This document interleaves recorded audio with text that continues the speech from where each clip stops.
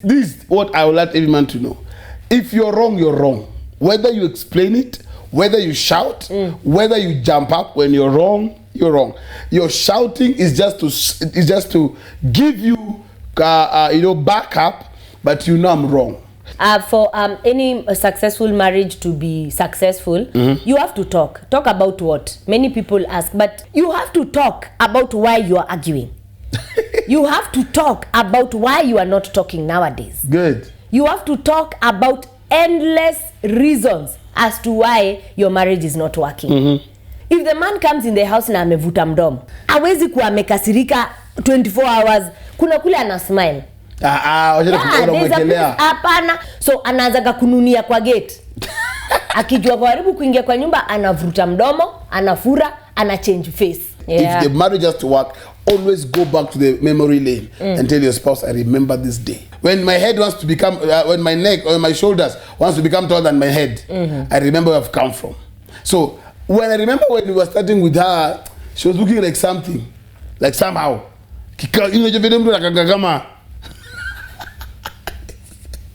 Like somehow, you know? You're describing someone na picha yako inakuuza tu Facebook. Wewe ulikuwa unakaa nani?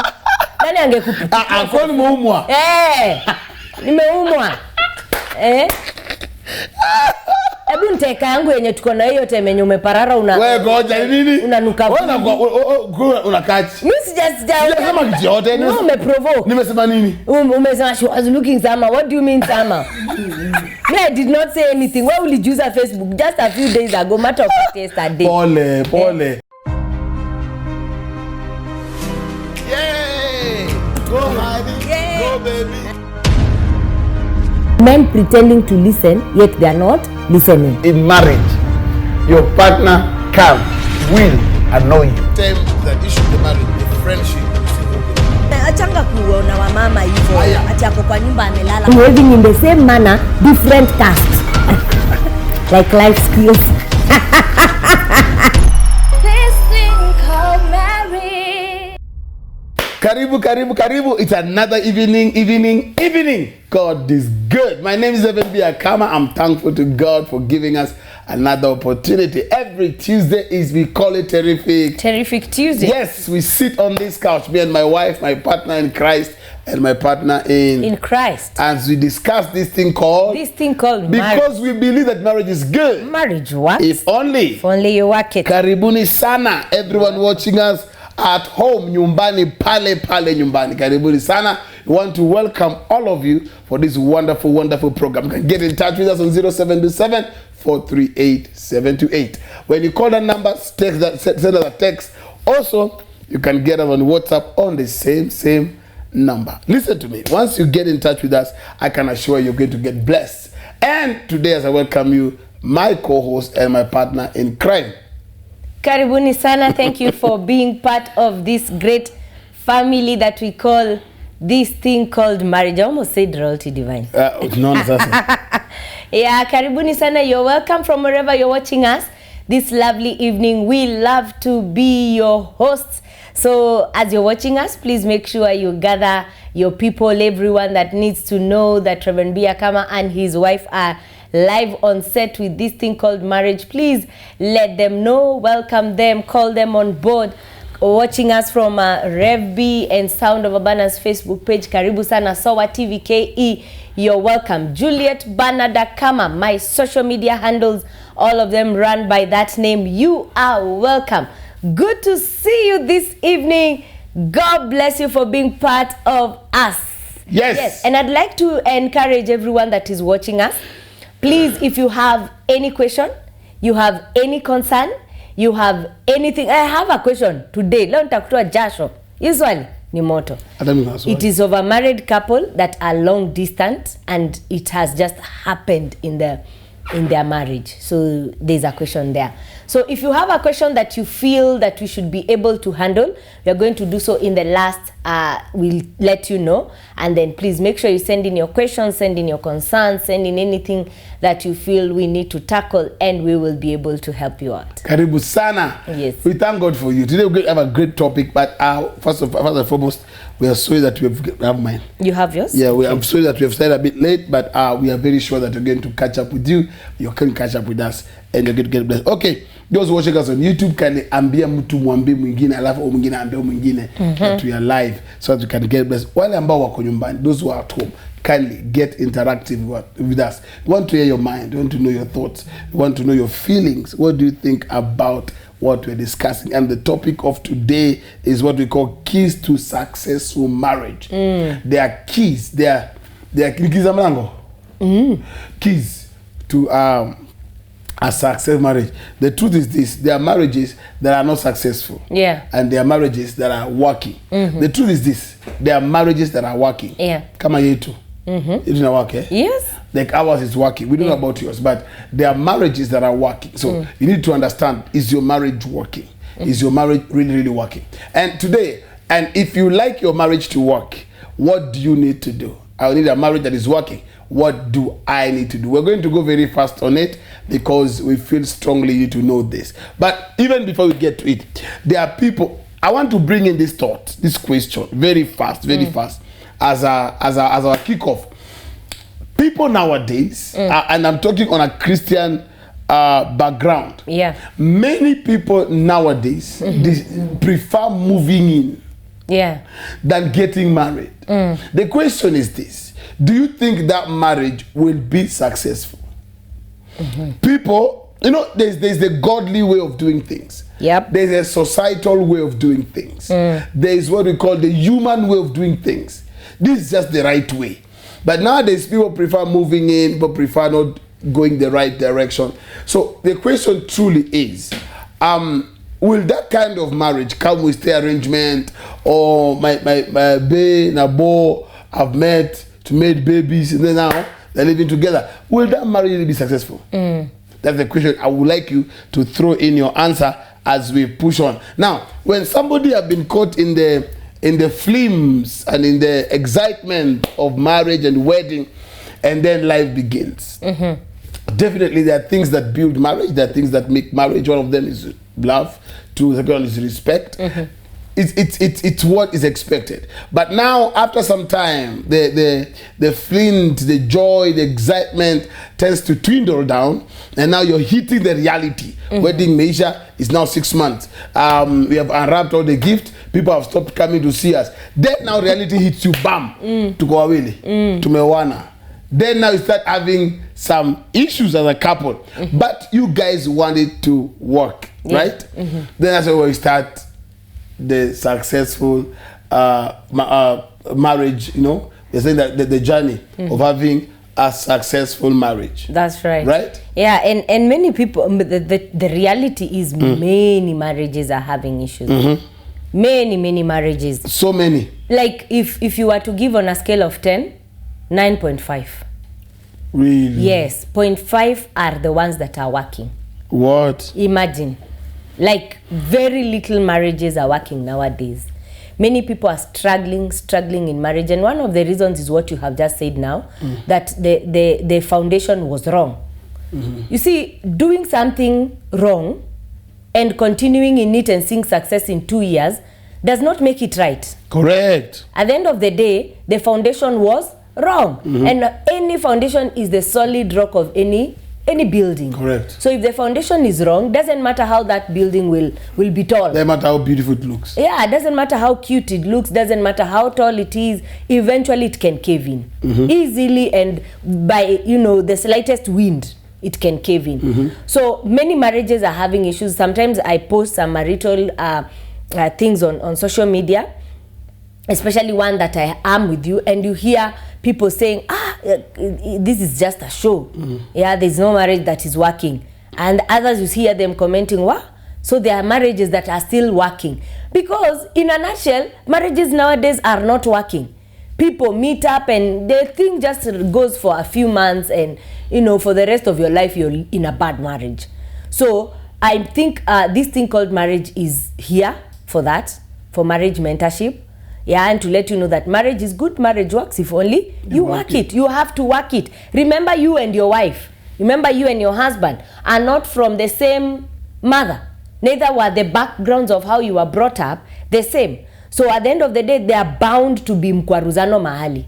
They are bound to be issues that will arise because you don't think the same. your perspective is not the same. It's not the same. So that is where now we have the narrative we have in our saying in you know, this thing called marriage is marriage is good.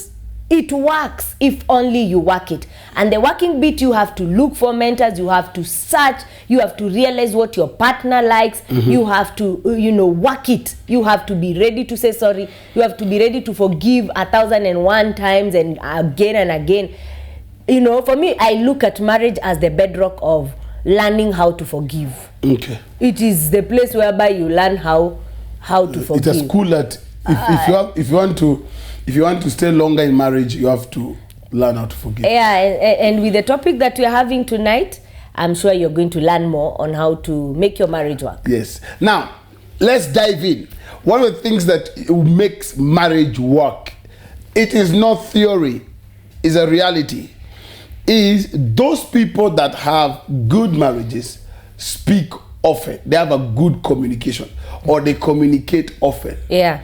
One thing that is destroying marriages is assumptions, and then 2, lack of communication. And you see, especially for women, especially for men who don't like talking, especially for women, women conclude things.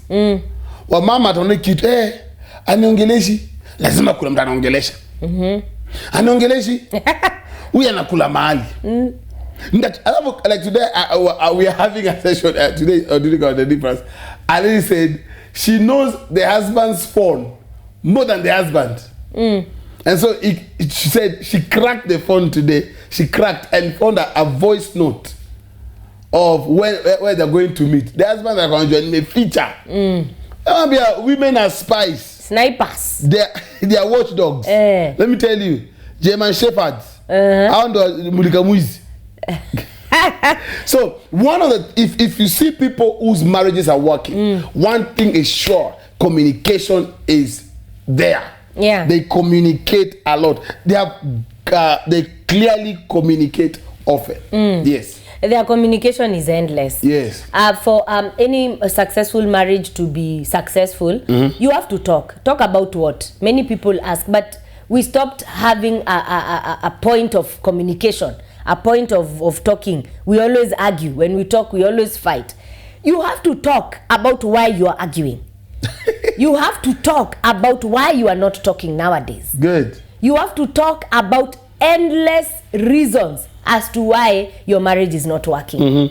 For marriage, if the first thing is communication, it dies. It starts killing that marriage slowly. Inaifunga. Ni kama kitabu tu, ukifunga tu hivi, it can never open until you open again. So with communication, what it does, it keeps on opening you up. Correct. Opening you up to your spouse, and then your spouse gets to understand you better, understand what you like, what you don't like, what you can take, what you cannot take, what has been happening, the emotions they are going through, the struggles they are going through. It all comes with communication.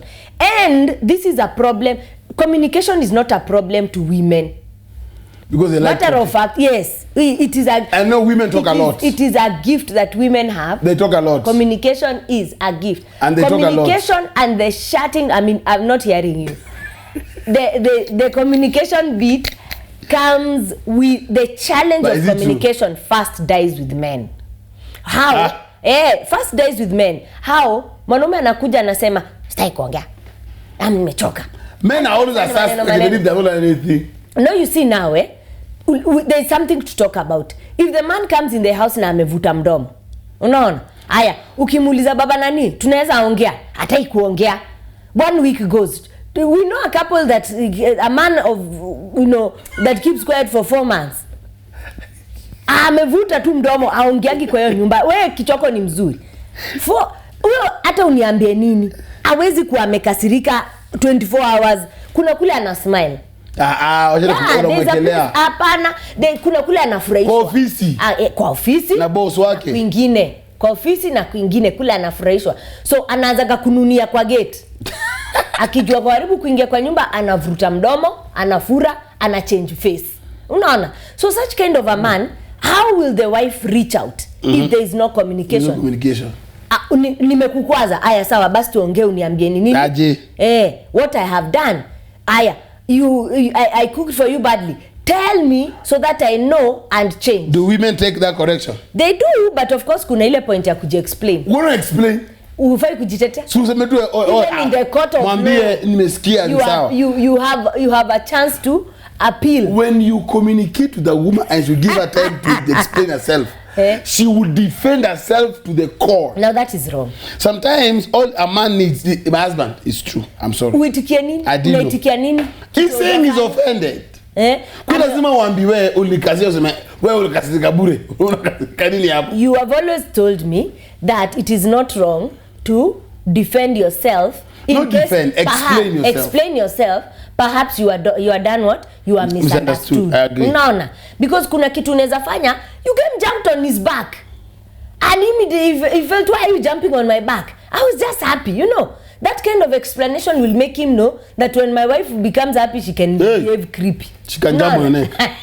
She can jump on my neck. So the reality is, communication makes things better.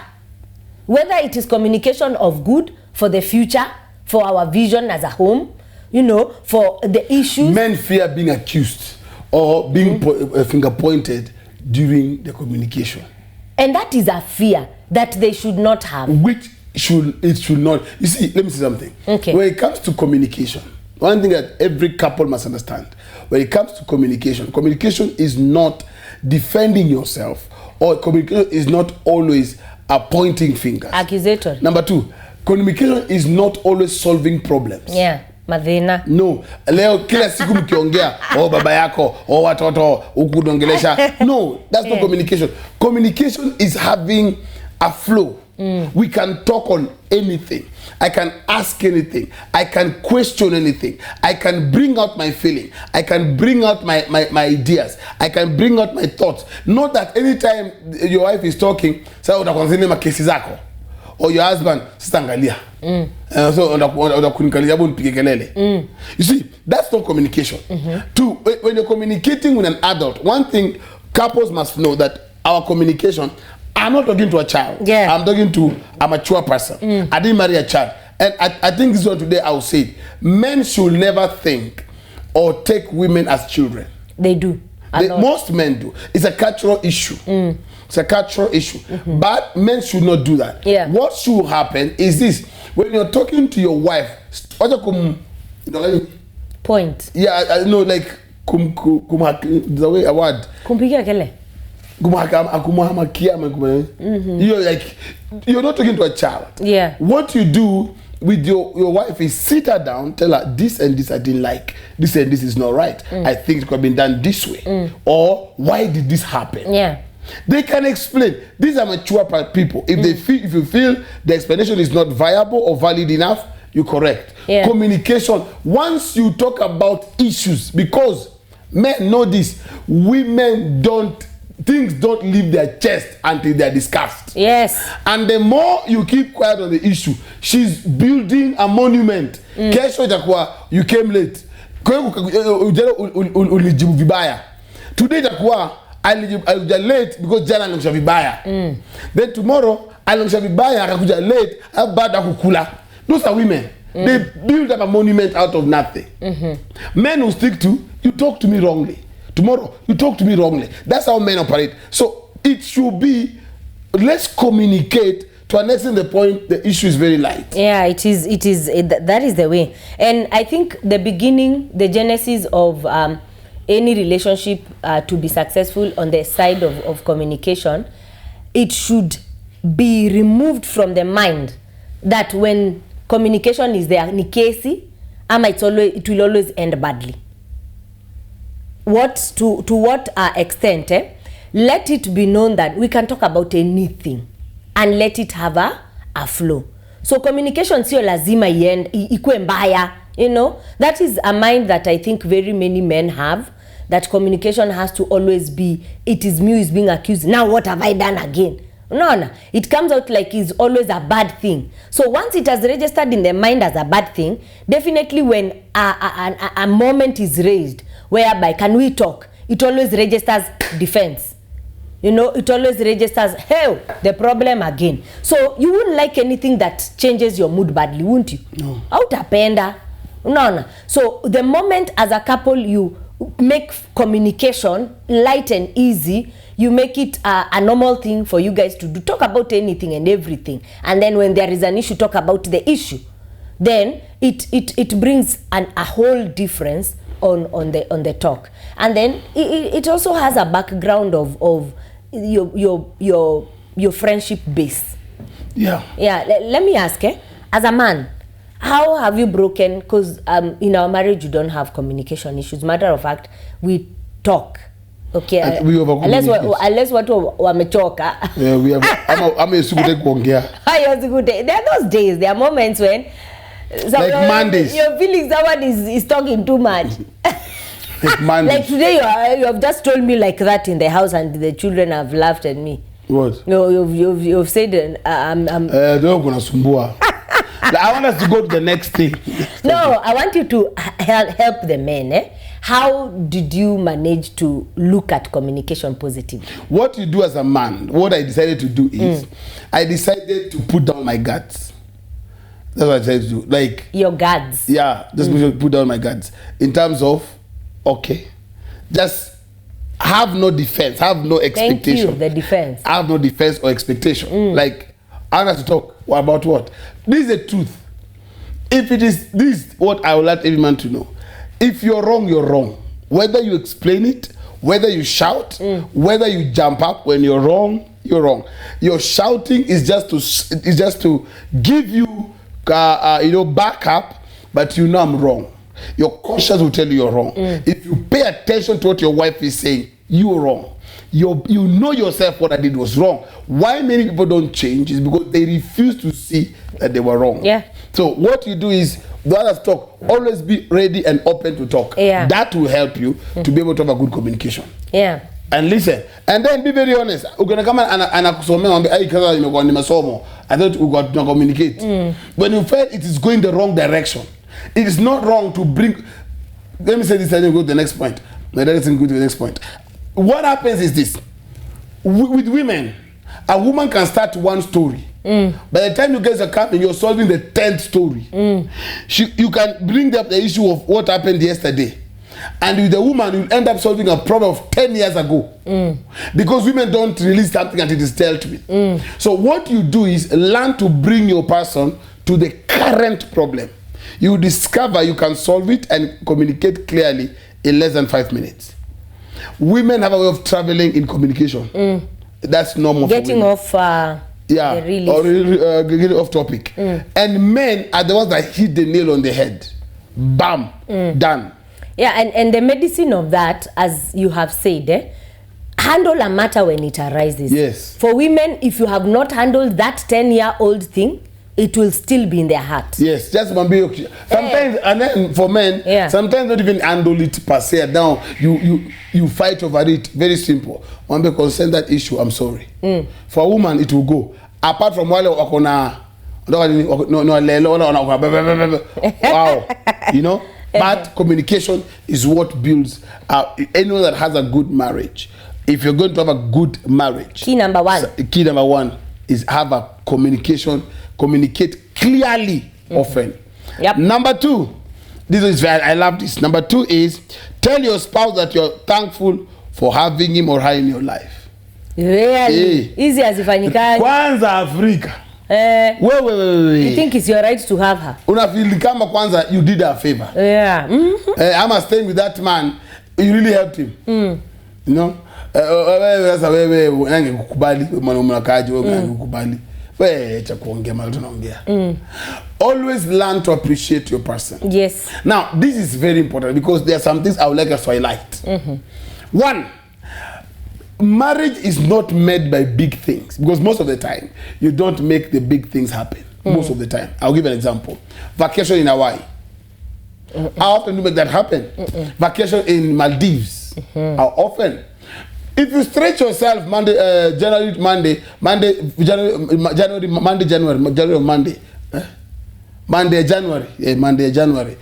to mpaka Sunday, December, that's when you discover you can pay for holiday in Mombasa.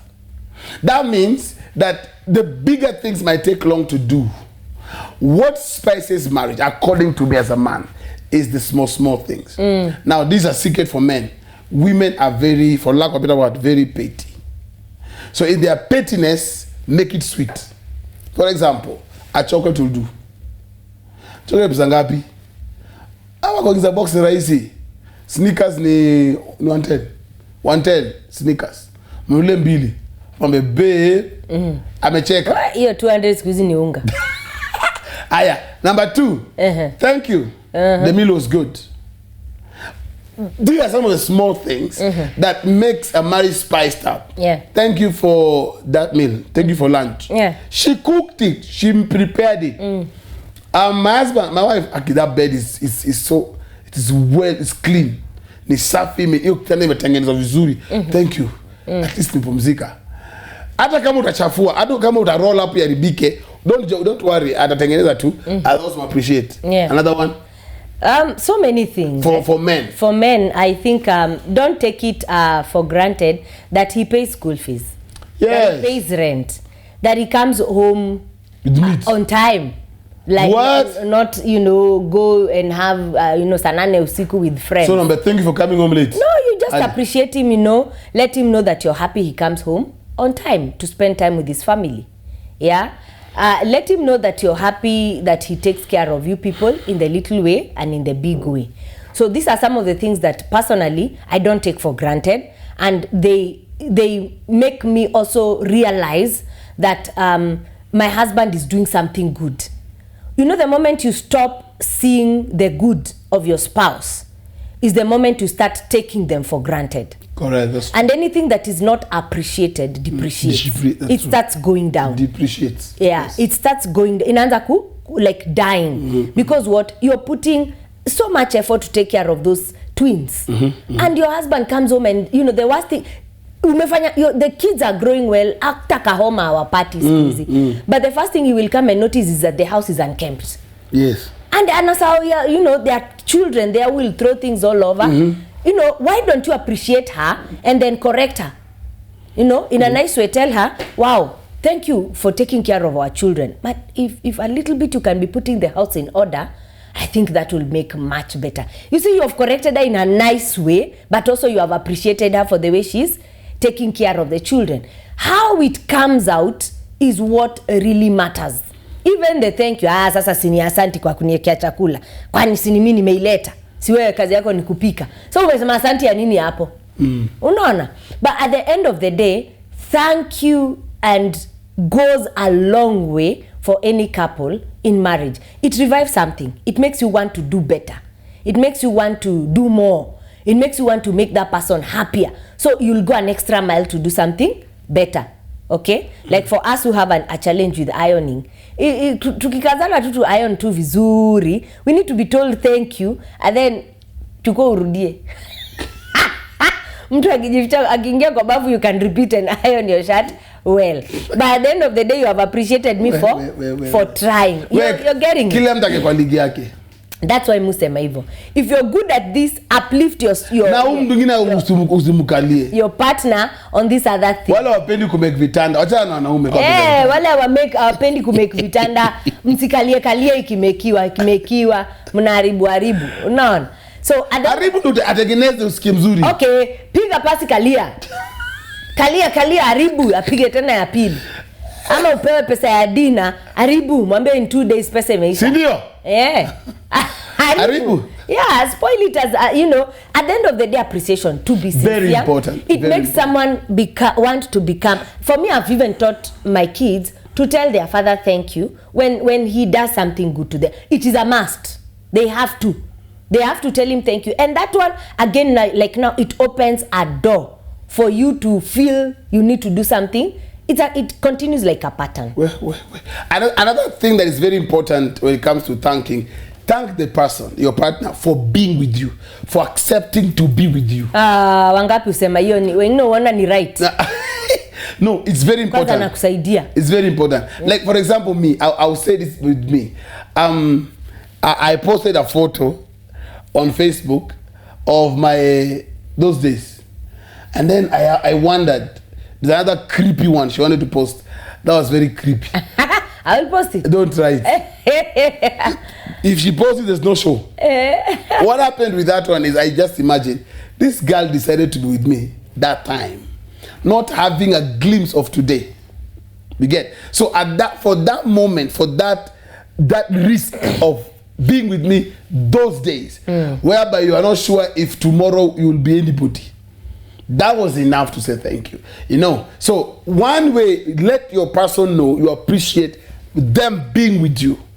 There's a lady who came to see me, and the husband was cheating on her. So I told her, your husband, I said, my husband cheats. I don't know, you're not leaving him? He said, no, I'm not leaving him. I said, why? Because he always tells me, he will tell me, not the day I've caught him, on a normal day, a different day, he's going to come and tell me, you know, you're the most beautiful woman I've ever met. Me, I can't leave you for anybody. And for true, he will be cheating, but he will come home. And he does not apologize when he's caught. Because he defend. Even when he's caught red-handed. I have caught him red-handed like this. Texting. Communicating on WhatsApp. Anaruka mpaka kaiba ruke fence. Alafu one day when they're just in the house happy watching news, you just stand and say, my wife, thank you for standing with me when I had nothing. So the wife always feels this man appreciates me being in his life. So for because of the appreciation, the woman has stayed. Not because the man is good, but because the man appreciates. Let your person know that you appreciate them for being with you. Put it on Facebook. Put a photo. You don't have to do it on a birthday or his birthday. Tell him, this woman, damn, God, this thing works. She has been with you. Thank you, sweetheart. That will just make the person feel special. Yeah. Very, very and I think that's the mother of it all. Because many people have humble beginnings. Yes. Very, very humble beginnings. And you see, the memory of where mmetoka is what reminds you to behave. Okay? Because you realize, what? And yeah, this lady did not know I would even get a car. Yeah. You know, and she stood by me and stand, you know. This man, when I was coming, he didn't even know how to make a sentence. Very cool. Yeah, now he has helped me go back to school and made myself as a woman, and he's always there supportive and all that. I think that's the basis of it. Saying thank you about food is good and is kawaida. But the memory of where you guys have come from and appreciating your person and not taking it like it's a, you're like Red Cross. Having them in your life is like, kwani sungeenda. You're nice so. Sungeenda, you know, ungeenda kama unataka kwenda, shauri yako. Unaona, at the end of the day, the appreciation of where you guys have come from and how much someone had to leave others better choices than you and come and pick you. That thing is inamshanga kitu fulani hapa ndani. Yeah. There was this guy one day who told me that he had something, I think I did something, or I said something. I used to say this like, I appreciate my wife for giving me 2 children for free. And the man one day asked me, what do you mean for free? Because she was supposed to charge you. I said, there are women now who have children for some men, and the man is paying for those children. What do I mean? He pays rent, he pays the upkeep, and they have them for free. You know, so there are some things that never take for granted. Yeah. If the marriage has to work, always go back to the memory lane and tell your spouse, I remember this day. Like me, I might not remember some things, but I remember the nitty-gritty of the past. Because for me, my past is very key. As in, my past has made me humble. When my head wants to become, when my neck or my shoulders wants to become taller than my head, I remember where I've come from. So when I remember when we were starting with her, she was looking like something, like somehow.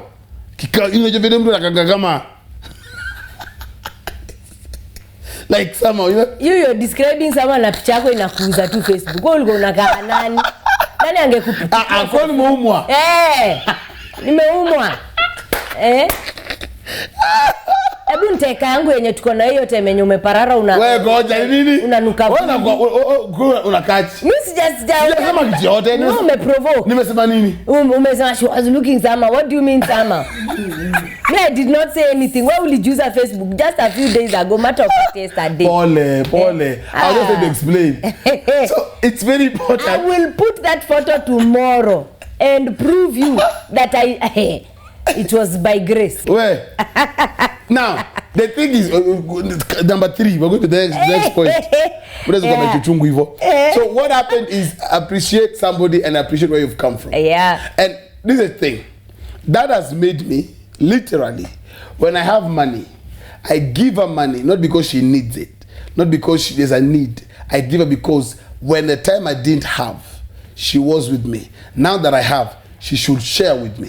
So there are times I'll just give her, not much, maybe 5, 10, 20, depending with how God has blessed. Even 1,000. I'll tell her, in Fuko. Why? Not because she might need it. Though women always need money. So, but just to remember, there's a time I didn't have, and she stood with me. She managed the little. So, when you have excess, why not give her to feel something? It helps. It makes you remember so much. Number 3. If you're going to have a successful marriage, you must always create time for both of you as a couple. Yep. Create time. Have the both of you out. Go out. You must create time for the both of you. Yeah. Listen, age does not matter. Yep. Unajua sisi tumekuwa kwa hii doa 40 years. Hiyo mambo ni watoto, youngsters. Aombe youngsters hapa. That's why we have old men going for small girls. Yeah. Because marriage now is boring. Yep. You need to go. One day we went out somewhere in Mombasa, I think, and then we're in this private pool, and then we saw a couple. They were celebrating 12, and then the couple was celebrating 22. I can't remember. Is it now the way you remember small? So the couple, they were swimming with us the same pool. They were celebrating the 22nd anniversary as was celebrating our 12th anniversary. I think it's so nice. They were mature, very elderly, you know, but they were celebrating those years. Create time for each other. Yeah. And I don't know. Let me ask this question before you give us your thought.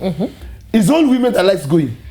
Eh? Is it all women that like going? Any woman who doesn't like going, I don't understand them. Going where? Is it going? Just going. Let's go. Let's go. Where? To the village. Let's go. I'll take you. Then we come back tomorrow. Yeah, but reality is create time. And you see, the word create, it means there is no time. There's no time.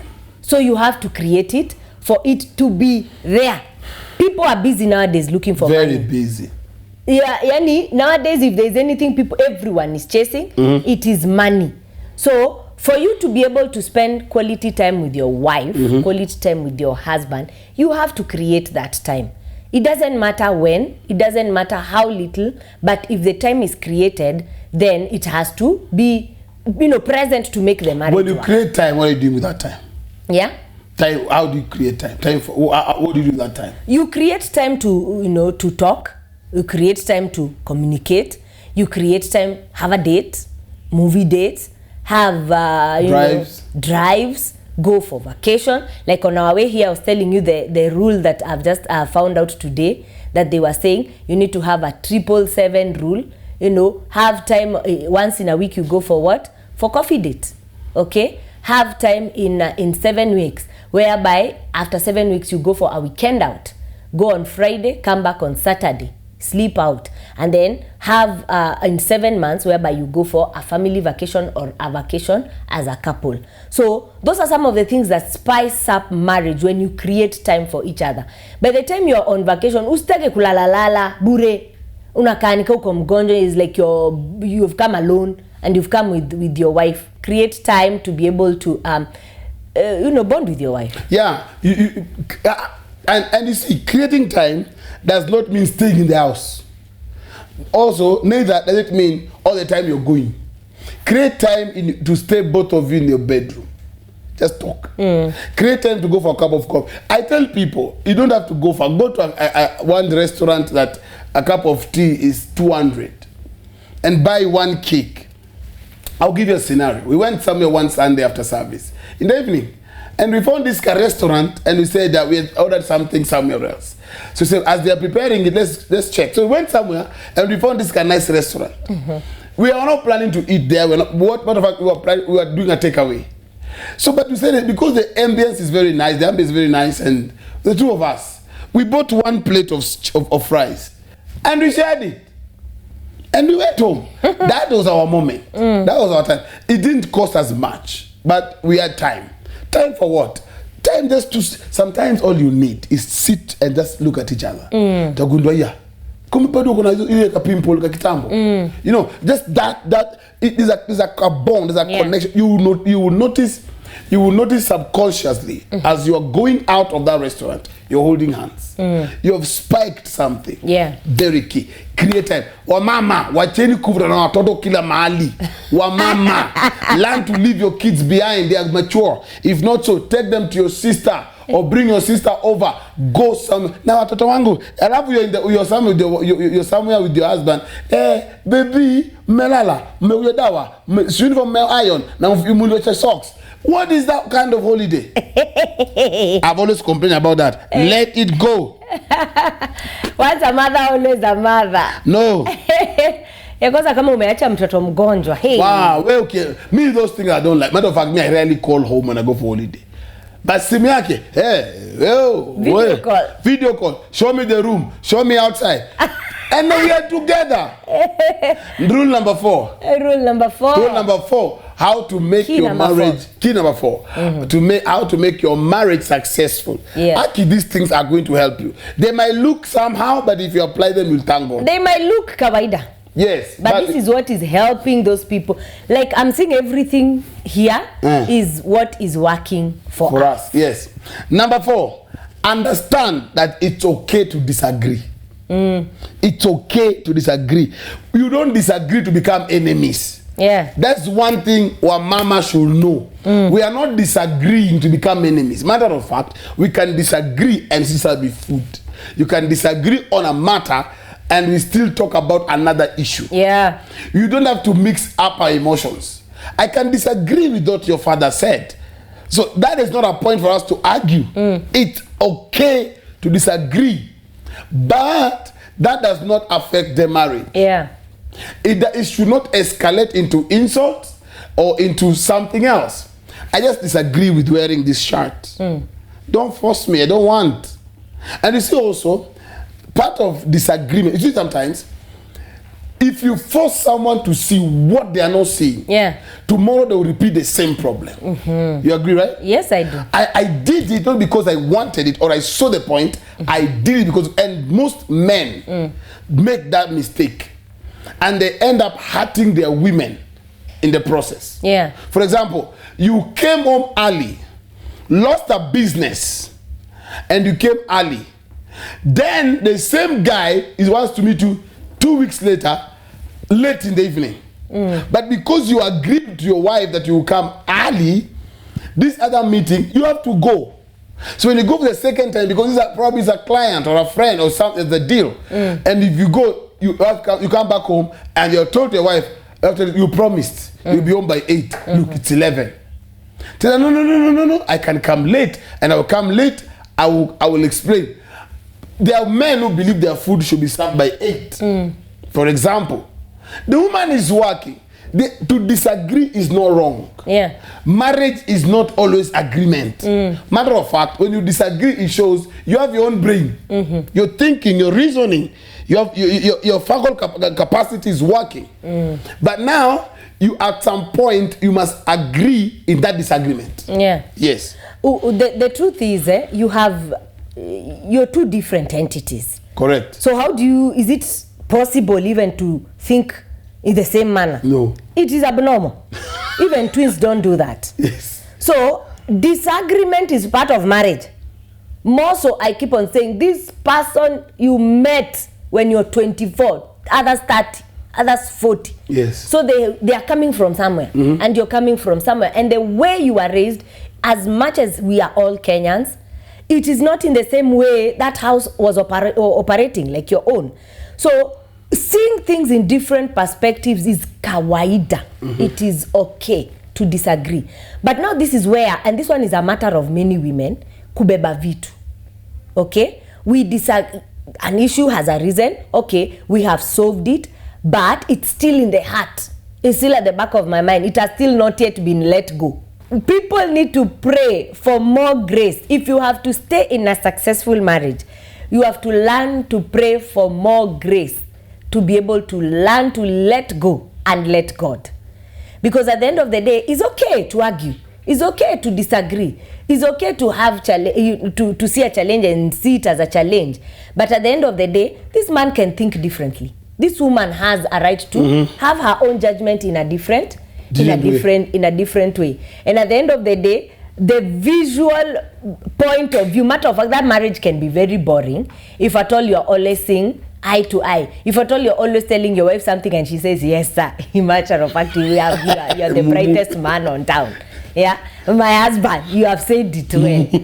And then you expect your husband always to be saying yes ma. You know, you're the only one. No, that marriage will be so boring. Saying na kupigana ndio inafanya, so kupigana ngumi.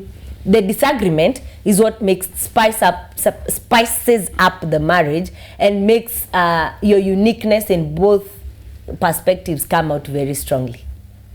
All right. We want to go for a short break. Once we go for this short break, we are going to come back as we make the conclusion. So we are going for a short break. We'll be right back. Yay! Go, honey. Yay! Go, baby. Men pretending to listen, yet they are not listening. In marriage, your partner can, will annoy you. Tell that issue of the marriage, the friendship. Achanga kuona wa mama hivyo ati ako kwa nyumba amelala. Living in the same manner, different caste. Like life skills. This thing called marriage.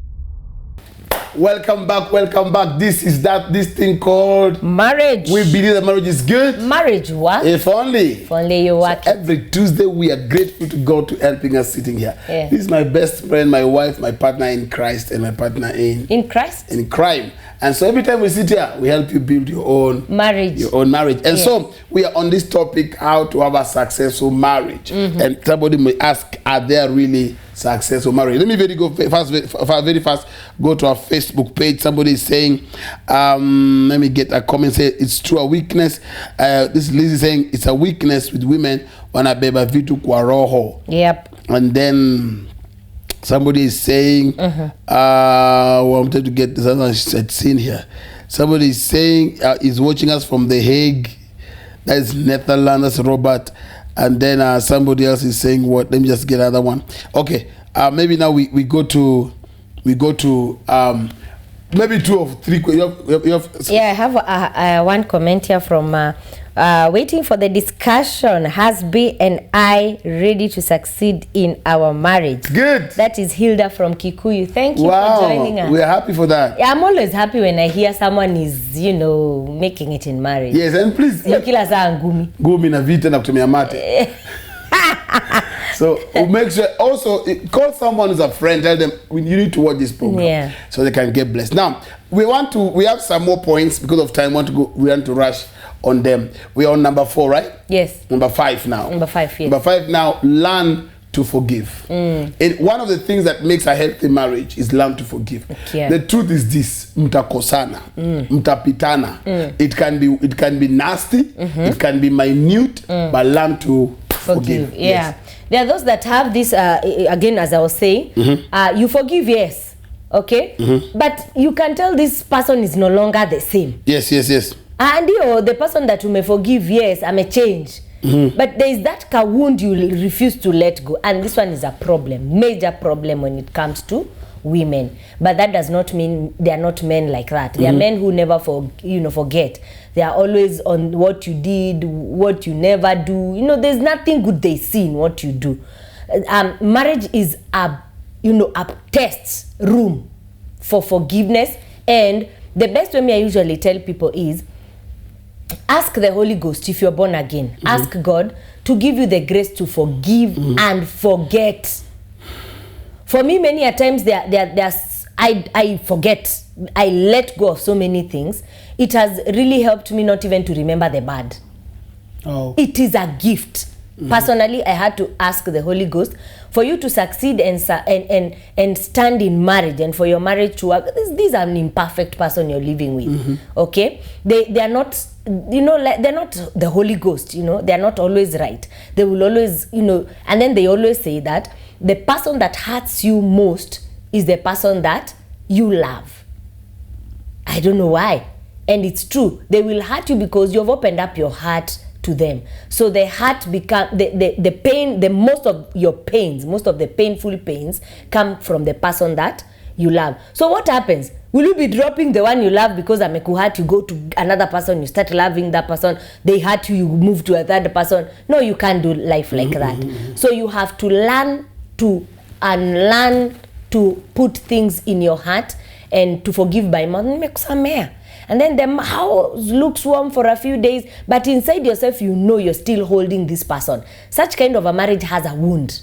And until you let go of that heart, as a woman, as a man, it can never have the reality. Ni fake. It's true. Yeah. Yeah. Very key, very important. Learn to forgive. Number 6, another key for you to be able to have a blissful marriage is focus on each other's strength. Focus on each other's strength. You see, sometimes you can look at your partner and they're annoying. You look at them and, you know, everybody has a place or something in their lives that makes them not, okay, let me put it this. Everybody has a shortcoming. Yeah. But at the same time, everybody has other strengths. Now, one of the things in marriage you must always do, learn your partner's strength. What is she good at? I'll tell you one, and this one I appreciate, is my wife wezi muibia. Wezi muibia. Ukimuibia, you're very smart. Napotezagi pesa. Nionyeshe mmoja amenibia. Wako ni wakumbuka. Kuna wale washe muibia. Na alilileo pesa kabumba kamzima. Aibi wangi. She will just sit down, it's her strength. She appealing kuibiwa. Yeah, because me see mwizi. So what is the strength of, so that with that I'm very comfortable with where I get money, because when I put her there I know it will be well managed. So what is your partner's strength? When you know their strength, rely on that. Forget their weakness. Yeah. Forget what they can't do. That is why in marriage I believe we have to be compatible. Yep. My weakness becomes a strength, and that strength becomes my weakness. So our weakness becomes my strength. So there's some things like musniabende kitanda. Awe kwa kitaka toyo sheet or blanketi we milale hivyo. Na ngasubuhi mkaidi meenda. Thank you for reporting yourself to the audience. And you have done a very perfect job. Absolutely. That is his weakness. Yes. How can you tell me to make a bed? And my strength, one of the strengths that I have that for me I had to let go when I got married is being a perfectionist, wanting to do it perfectly. Because you realize you want things. Me, I don't like, making the bed and sit on it. There is a couch in the sitting room. Where are you sitting on the bed and it has been made? Wait. Because niko bedroom nishava nguo zangu bakia socks na viatu. Nivae socks kani nimesimama nisikalie kitanda. Kuna couch. Kwa nini couch? Mimi kalia hapa sipa inside yangu. Uchokozi. Si uchokozi. Uchokozi jo utaweza kuitengeneza vile ilikuwa. Nimekalia tu kweli nimelalia. Hapo mimi ukalia tu. I'm dead of the house. Unakalianga uchokozi uli. Wewe unakalia kai wapi kwa couch? Kwa couch. Kwani nisikai hapa? Kwa sababu kitanda ishamekiwa and there is a couch. Why can't you just sit on the bed? Because the bed has been made. No. Isn't it a viable one? Hapana, hiyo sio viable. No, hiyo ni uchokozi. Sasa karakara na katu. Na karakarianga. Hapana, na katu natenza viatu na mka natoka. Na mbwasuka yuko hapana, anyway, focus on your spouse's strength. Yeah. And you see, that is why God brought you together. And here I will say, God bringing you together, you have to be sure it is God who brought you together. Like what you're talking about, the mistake many single ladies are doing, ya kujiolesha. Have you even inquired from God? Before you live with that person, you know that come with state thing. That is why many marriages don't have a foundation. It has no God inside of it because you sent yourself. But if you're sure that this marriage was God ordained, you had something formal, something good, correct, something that led to this marriage being formal, okay? Then you can always be sure that God brought the two of you, and the weaknesses of your husband happen to be your strengths. So you complement each other and vice versa. Correct. Okay? So one of the things that is killing marriages is focusing on the weakness. And the weakness ukweli can be annoying. Hey, it can be annoying. The weakness can be annoying, and it is a weakness that God knew huyu ako hivi lakini ndio dawa yako. Unaona? And vice versa. Huyu ako hivi lakini you're the only medicine that she can give you.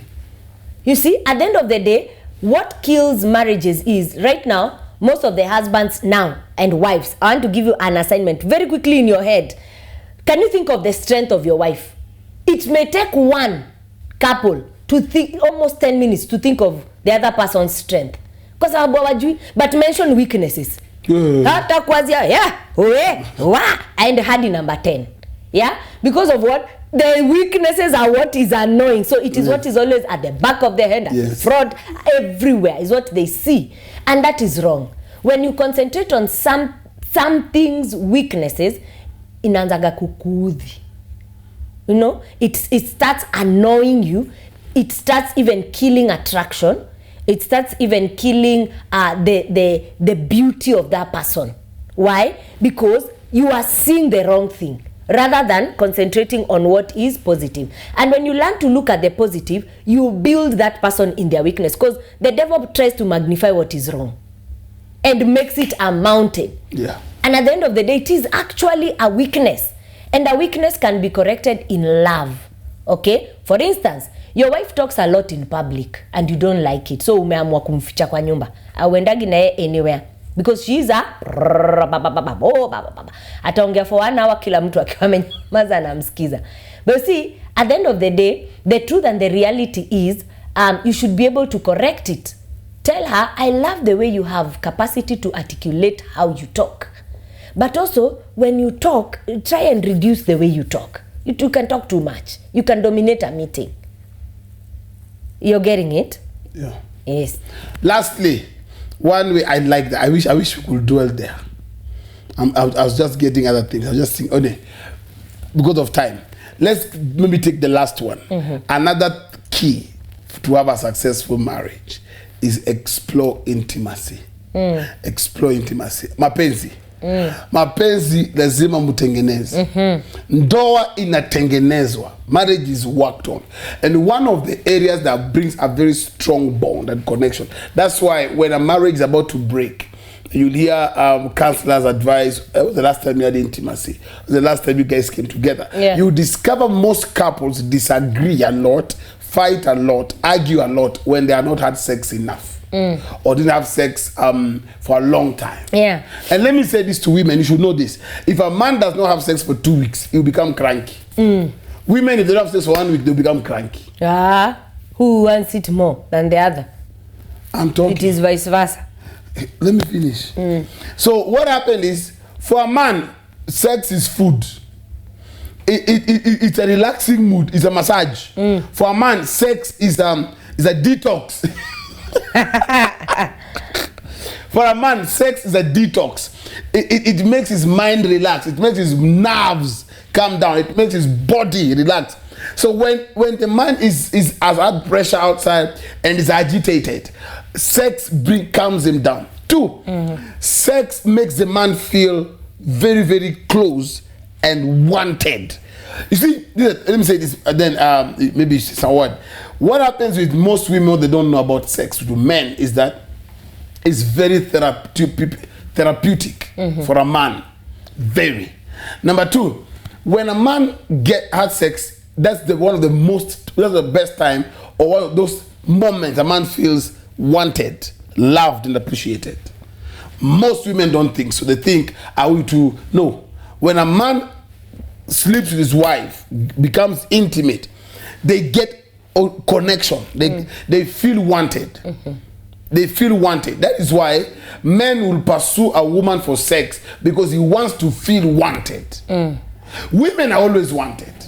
Men are not. Sexually, most women would want a man sexually. Very few women.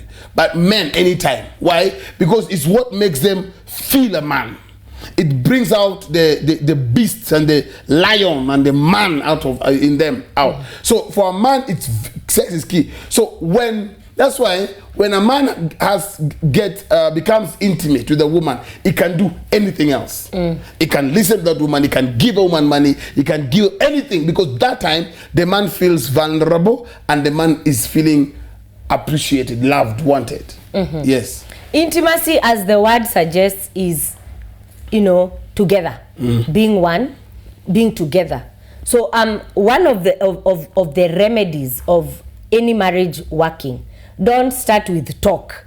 First of all, break the ice with sex. Ooh. Making love. Yes. Man, that's nice. Yeah, that is, kama kuko na issue, if the marriage is having sick, okay? We said what? There's a sick marriage, we said what? There's a sick marriage, a dying marriage, and a dead marriage. Yes. So if the marriage is sick or dying, okay, the best way to revive that marriage is not start by talking. Okay? Is not start by finger pointing. Amtaelewana. First of all, break the ice by having intimacy. Intimacy breaks the within. As it is, it brings the two of you together. And the strike the devil has strikes the intimacy first. Correct. And he strikes it nicely on the side of women.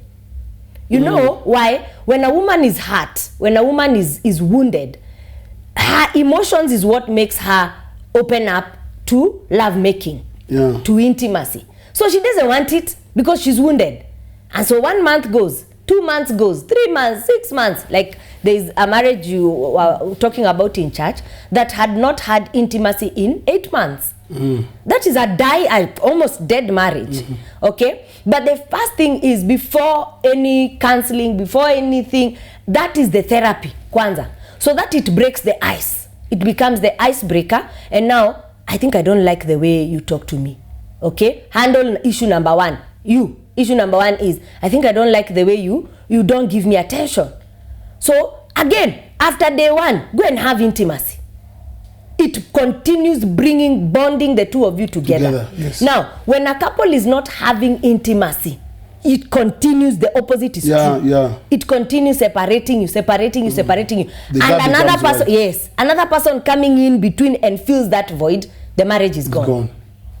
Because now, atakuja, ka PS boy, asaidie mama his side. And then another slay queen, asaidie baba his side. So now, what is bringing the two of you together apart from children? So intimacy is the cure for many marriage. And as you said, one of if you have been long enough in marriage and you realize you're having issues, marital issues, the first thing you should take breaks, like an emergency break, is look back. When was the last time we had sex as a couple?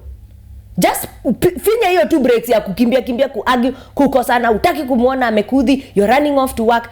Put a break and just go back. You'll realize you have gone for over 1 week, 2 weeks without sex. So internally you're disconnecting. Now unaudhika tu and you don't know what the issue, the matter is. The first thing before you talk, you handle any issue, is first have intimacy. Then go to the next step. The next bit is, why are we fighting? You'll realize even there won't be anything mad. You said that I was doing you fight. Yeah, so counseling wise, I think counselors, those that are professional counselors, that is the remedy that they should say, we kwaza endeni kwanza. Handle that bit, then tomorrow come. We can start. Did you do it nicely? Okay, kawaida, come now, we can start. What is your issue? You will realize even the counseling session will be very light. Good. Right, because of time, our time is up. We are off time right now. Yeah. But I wish you could continue with this. It is very, very mind blowing. It's eye opening, and I don't know if we should ask a question. Yeah, because of time. Yeah. But maybe we throw it very fast before we say adios. I'm seeing so many people on as she prepares them. I can see so many comments here. Let me read my question on the 0727. Can I go ahead? Go ahead. The question is, she's saying, thanks for today's topic, keys to a successful marriage. Number one, she has written the first point. She says communication. My question is, where a woman is married to a man who talks more than her, how do you handle that? Say again. Where a woman, my question is, where a woman is married to a man who talks more than her, how do you handle that? Ewo. A man who talks more than the woman. A man talks too much. Yeah. They are there. Cha nikwambie. Wako. Umama. Ile tunaitanga umadhi. Answer that. For me, one, tell him. Be open with my husband. God has given you manenos. I've discovered you have. You have too many words. Find the right word to bring it out. Also, it depends also with your level of openness. You can tell him, yeah. Hey, Oga, please. How? You have words. Yeah. Also, depending on what setup. But on that, just tell him, let him know. Yeah, for me, never take anything in marriage that you don't like. Yeah, who is a person you will be with forever. Handle it even if it is in 20 years. He has to change. If you don't like the way he talks a lot, and you see some of these men that talk a lot, they portray so much about the family. Unapata wanaenda overboard. Yeah. Wanaharibu kuliko kutengeneza. So unapata, you know, before family you want to be seen, you're there talking, you're there shouting. It can be annoying. I can imagine me mwenye nisha feel huyo mama. So handle it. Don't fear telling him, I don't like the way you talk a lot. Please, if you can just mind, you know, mute, reduce what you say, how you say it, it will become much better. The second question she has like 3. He said, secondly, wherever there is quarrel in the house and it's the man's fault, but he doesn't accept and it stands that the man is always right, na atakuruka tu, how would you help such a woman? Always tell him the truth. Yeah. The thing is this. And men have that tendency. Men are lions. That's them to defend. What you do is, one thing about every human being, the truth always penetrates to the core of the heart. Yeah. Tell him, my husband, this one was your fault. Believe it or not, it was wrong. Yeah.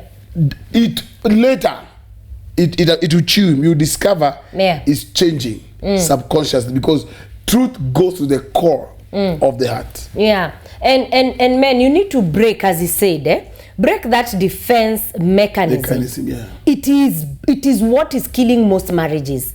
If you can never own up and say, I was wrong. I'm sorry. I'm sorry. I'm the one who made this mistake. It continued on and went on, and you behave like, own up. It doesn't make you less a man.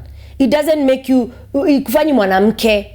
You know, it only makes the marriage become better. The bigger problem when it comes to problem solving is when you stand on your foot. You stand on your ground and you're like, I'm not bowing. Is it a competition? Are you not a team? Are you not working towards the same goal, the same marriage? So when you stand on your ground and she stands on her ground, nyasi ndio itaumia.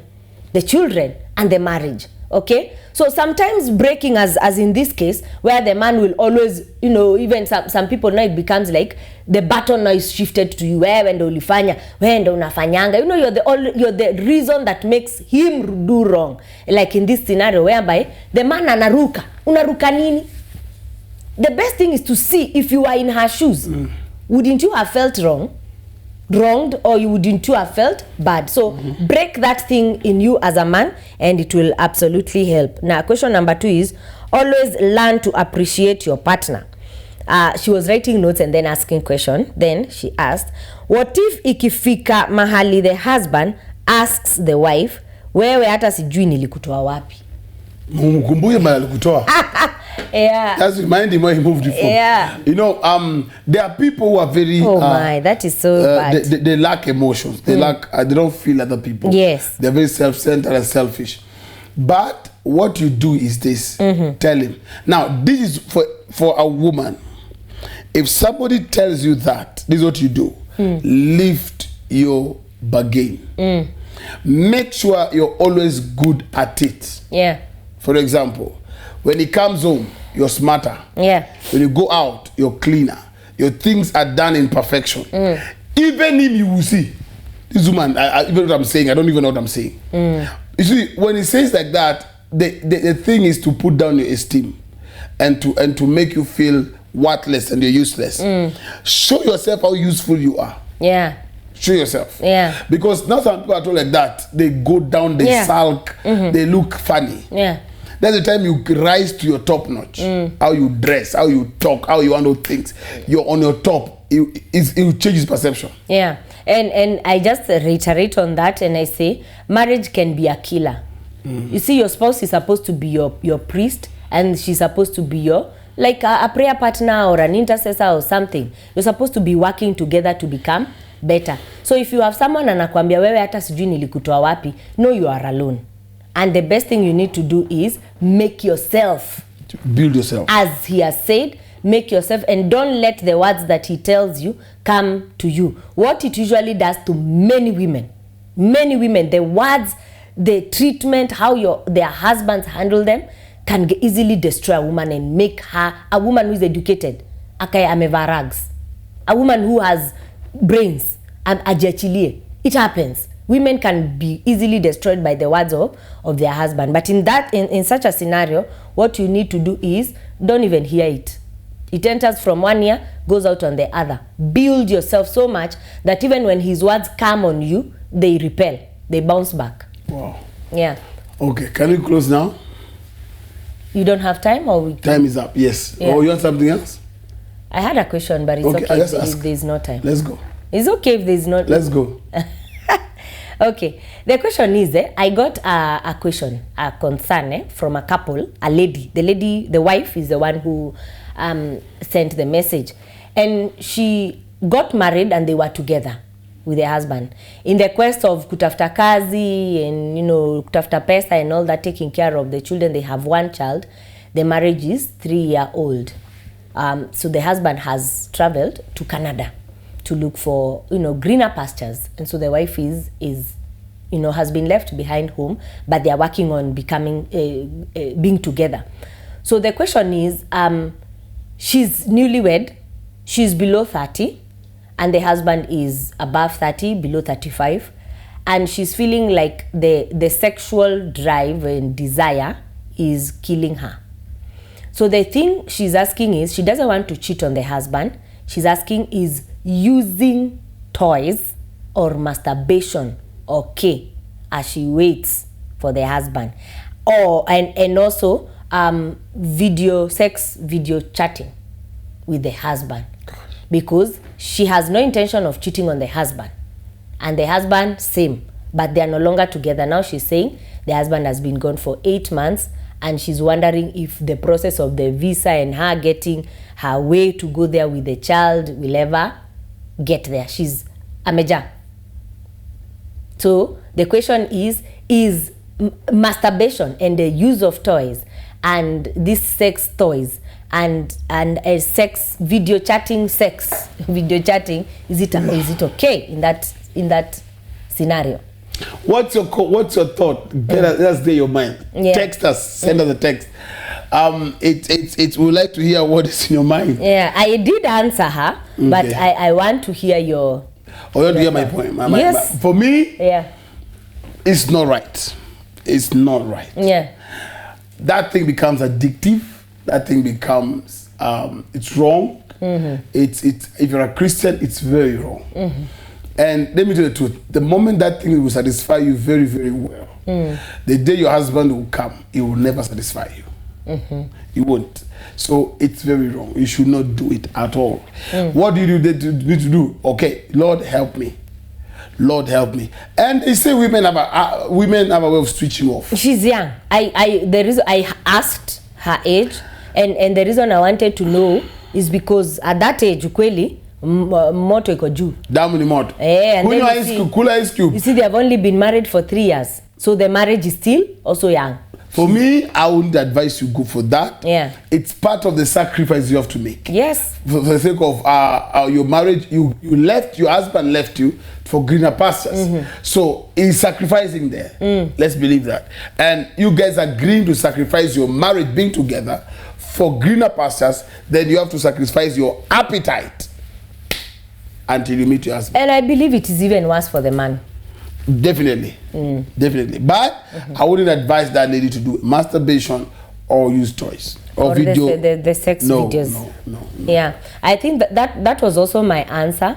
And the truth is, those things come to become little gods. You know, God created sex one way. Yeah. Okay? There's so many perversive ways that people are coming up with. And that is why nowadays, kila mtu anahongwa kila mahali. Oh, I have your video, I will share. You know, because nowadays nudity is not an issue. Okay? Recording on WhatsApp, you know, nudity with your husband is wrong. You know, the use of sex toys is also wrong. Masturbation is also wrong. That is not how God orchestrated sex. And if you're doing it, you are doing wrong. Correct. Whether you're a single lady, whether you're in a scenario whereby it's a distant relationship, toys, masturbation, sex on the video call is a no. Is that the way God would have wanted it? No. Is it in the Bible? It is not there. So it's an invention of man that has come to perverse the right way of operating or doing sex in marriage, which at the end of the day, as you have said, it becomes addictive, and now the other person loses value. Correct. Now, somebody is saying, I mean, I take one. Somebody is saying, what? Using toys is already cheating. Relax, madam. Sisi tuko hapa, miaka na mikaka. Wewe 8 months tu. Ushaza kelele, fear God. Kuna wale wako hapa lakini wako high and dry. Wako na magugu. Wewe kwa pole. All right, because of time, we believe you got blessed. You enjoyed it. I will come again next week with another hot topic. We'll start also on time, and we're very sure you're going to get blessed. Thank you so much for being part of this thing called marriage, and we're very sure that you got something. Parting words? Parting words is marriage is good. Marriage works if only you work it. Don't give up on that, your husband. Don't give up on your wife. It is possible if only you work it. That's the truth. Marriage always works. And every Tuesday, we sit on this couch, we sit on this seat, me and my wife, my friend, my partner in Christ, and my partner in Christ, and my partner in Christ. In crime. It's every Tuesday, and we discuss this thing called marriage. Because we believe that marriage is good. Marriage works. If only. If only you work it. God bless you. Bye-bye. Bye. Yay! Go, honey. Yay. Go, baby. Men pretending to listen, yet they are not listening. In marriage, your partner can, will annoy you. Time that issue the marriage, the friendship. Achanga kuona wa mama hivyo. Ati ako kwa nyumba amelala. Behaving in the same manner, different tasks. Like life skills.